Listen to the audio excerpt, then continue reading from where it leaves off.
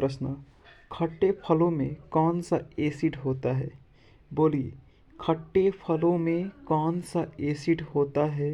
तो आपका सही उत्तर होगा साइट्रिक एसिड। याद रखेंगे। आज का दूसरा प्रश्न है कि भारत में प्रधानमंत्री के ओहदे को क्या माना जाता है? बोलिए, तो कार्यकारी प्रमुख माना जाता है। याद रखेंगे। आज का तीसरा प्रश्न है कि ताजमहल, बीबी का मकबरा, इत्माद उद दौला किस चीज़ की स्मारक है? बोलिए, ताजमहल या बीबी का मकबरा या इत्माद उद दौला किस चीज़ के स्मारक हैं?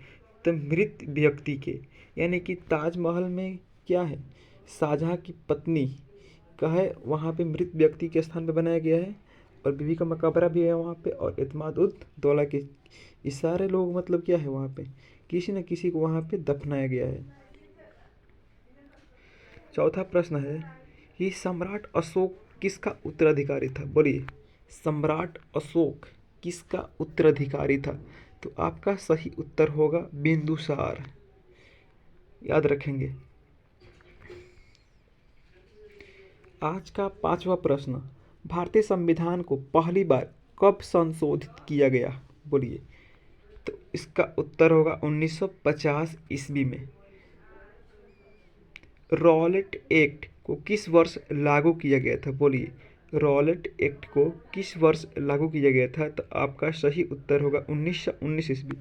इसी के विरुद्ध में पंजाब के अमृतसर में जालियांवाला बाग हत्याकांड हुआ था। इसको भी आप याद रखेंगे।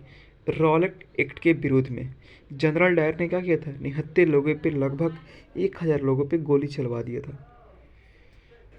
महाराणा प्रताप बुलबुल किसे कहते थे? बोलिए, महाराणा प्रताप बुलबुल किसे कहते थे? तो आपका सही उत्तर हो जाएगा अपने घोड़े को कहता था ये, अपने घोड़े को। इसके घोड़े का नाम था चेतक। इसको भी आप याद रखेंगे। 8 नंबर, बॉक्सर इवाइडर होलीफील्ड को किस नाम से जाना जाता है? तो इसका उत्तर होगा द रियल डील। याद रखेंगे। सिंधु घाटी सभ्यता का बंदरगाह कहाँ पर था? सिंधु घाटी सभ्यता का बंदरगाह कहाँ पर था? तो इसका सही उत्तर होगा लोथल में। याद रखेंगे। जैन धर्म में महावीर को क्या माना जाता है? जैन धर्म में महावीर को क्या माना जाता है? तो इसका सही उत्तर होगा वास्तविक संस्थापक, यानी कि who was the founder of Jainism.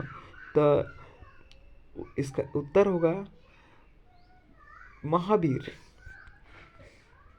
Magadh के उत्थान के लिए निम्न में से कौन सा शासक उत्तरदायी है? तो बिंबिसार। इसको भी आप याद रखेंगे, बिंबिसार, जो कि हार्यंक वंश का संस्थापक था बिंबिसार। भारत में प्रोफेशनल T20 क्रिकेट लीग को क्या कहते हैं? बोलिए, T20 क्रिकेट लीग को क्या कहते हैं? तो IPL कहते हैं। IPL मतलब इंडियन प्रीमियर लीग, जो कि स्टार्ट होने वाला है मार्च में। भारत के राष्ट्रपति कौन है? तो इसको आप स्किप कर दीजिए, ये पहले का प्रश्न है। सचिन तेंदुलकर को हाल ही में किस खिताब से नवाजा गया था? बोलिए, पद्म विभूषण। सचिन तेंदुलकर को हाल ही में किस खिताब से नवाजा गया था? तो पद्म विभूषण। ये जो क्वेश्चन नंबर 13 है, भारत के राष्ट्रपति कौन है? तो वर्तमान में कौन है जी? अभी फिलहाल में श्रीमती द्रौपदी मुर्मू है। ये पहले का दिया है, इसको स्किप कर दीजिए आप, कोई दिक्कत नहीं है। प्रश्न संख्या 15, इसरो के हेडक्वार्टर्स कहाँ हैं? इसरो के हेडक्वार्टर्स, इसका सही उत्तर होगा बेंगलोर में है। इसरो के हेडक्वार्टर्स कहाँ हैं? बेंगलोर में। संसद में कौन से 2 हाउसेस हैं? बोलिए, संसद में कौन से 2 हाउसेस हैं? तो पहला है लोकसभा और दूसरा है राज्यसभा। याद रखेंगे। भारत का सबसे छोटा राज्य कौन सा है? भारत का सबसे छोटा राज्य कौन सा है? तो इसका सही उत्तर होगा गोवा। क्या है जी? गोवा। गोवा में मात्र 2 ही जिले हैं, ये भी आप याद रखेंगे।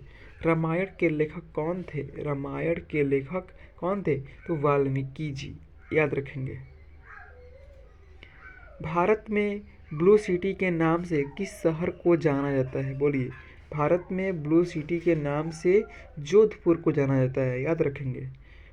प्रश्न संख्या 20, भारत में कौन सी नोट इशू सिस्टम फॉलो की जाती है? बोलिए, इशू सिस्टम फॉलो की जाती है।